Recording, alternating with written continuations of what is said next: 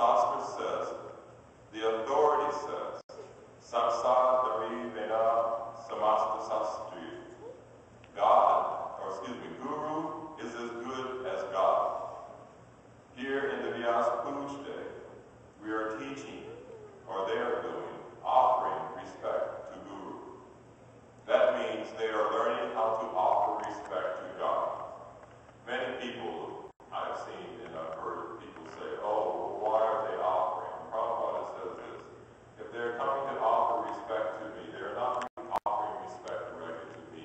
They're offering respect to God. This is the process of learning how to be able to offer respect to God, because we cannot approach God directly. Just like no one in this room can call up and say, hey, Mr. Bush, we want you to come over, or I'm going to come down and we can talk together. It's not possible. You have to go through his representatives in order to be able to get even just to what I would consider a mundane man. So in order to be able to get to God, we have to go through his representative. Here in the Vyäsa-püjä, we are teaching, or they are doing, offering respect to Guru. That means they are learning how to offer respect to God. It is not a personal affair. It is required. Because they are trying to be God conscious, they must learn how to offer respect to God, or God's representative. That is required. Samasta-çästrair, samasta-çästrair.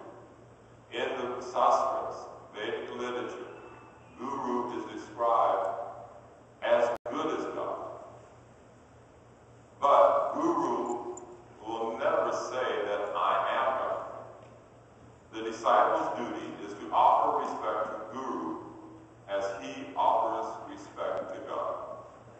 But Guru will never say that I am, because my disciples are offering respect as God. Therefore, I have become God. We have this experience. There are rascals who, because of lack of knowledge or just it being completely an illusion, they get a little respect. I've seen this, and they begin to think that, oh, now I am God. That is such an illusion. That is such Maya. But yet this happens because when someone is offering obeisances to you, you may forget. They're not offering respect to me. They're offering respect actually to the Lord. And simply, as Prabhupada would be in that position, people would offer him respect the same as they were respecting the Lord.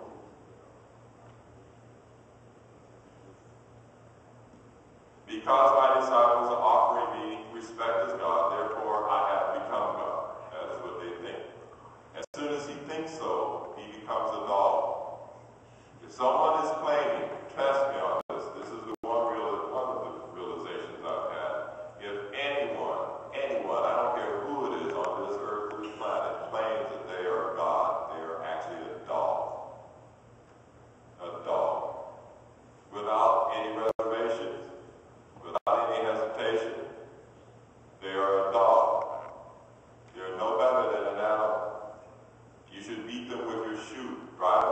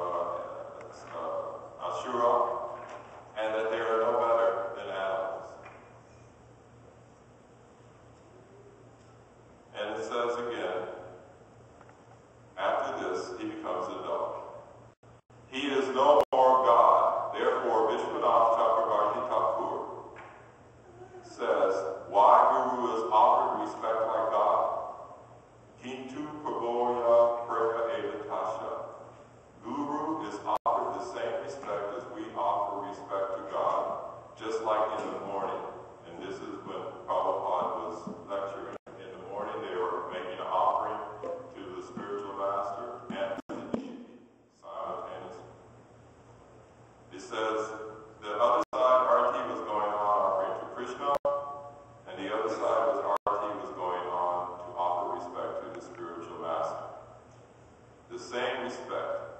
But Guru will never say, and he is not, that Guru will never say, now I will become God. No, God does not become. God is always God.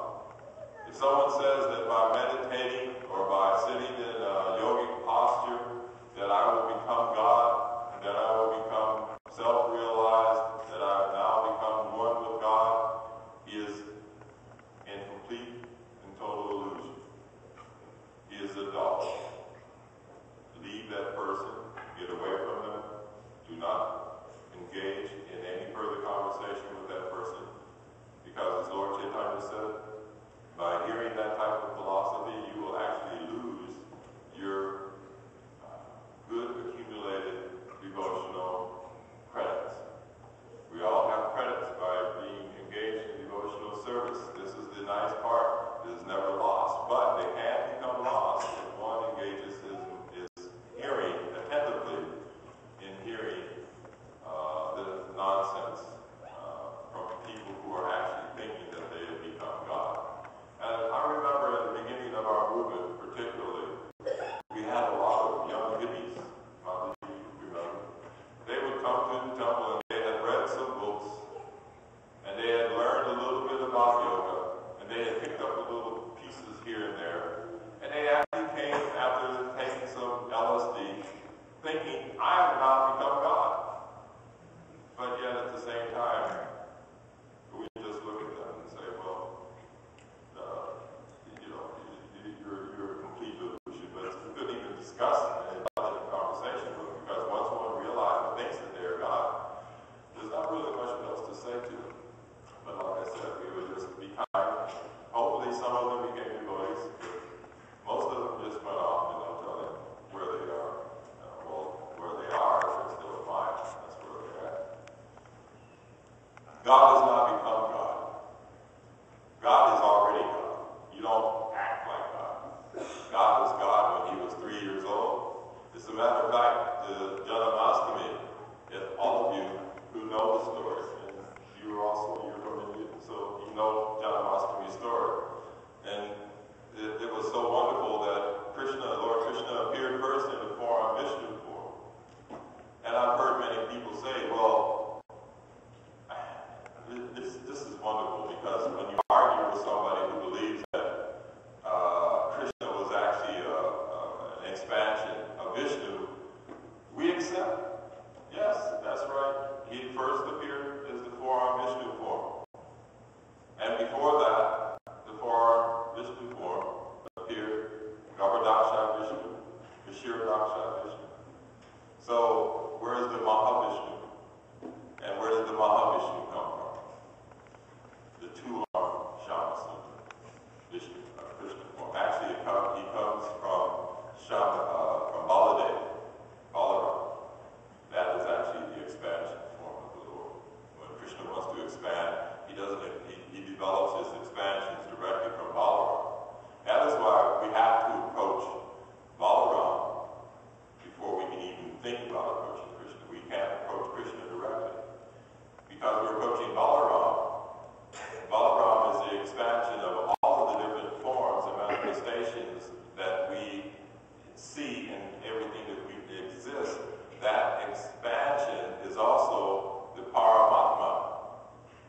And one of the realizations that I've had is that this Paramatma, Prabhupada said that the Paramatma is the expansion of the inside guru. And the spiritual master is the outside guru. Because we can't have don't have the realization of Paramatma directly, even though he is talking to us, and even though he is always with us and he never leaves us, we need to be able to have the external Paramatma, the external manifestation.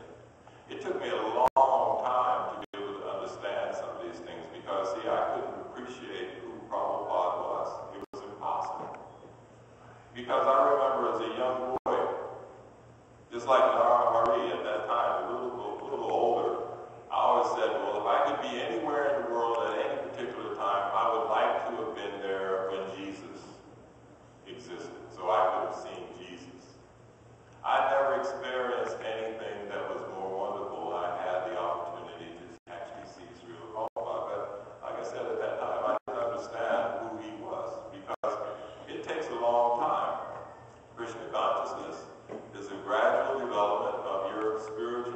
spirituality to the point that you understand who you are. And that is why the spiritual master is so important, because he explains who we are and gives us a realization of what is our relationship with Krishna. But first we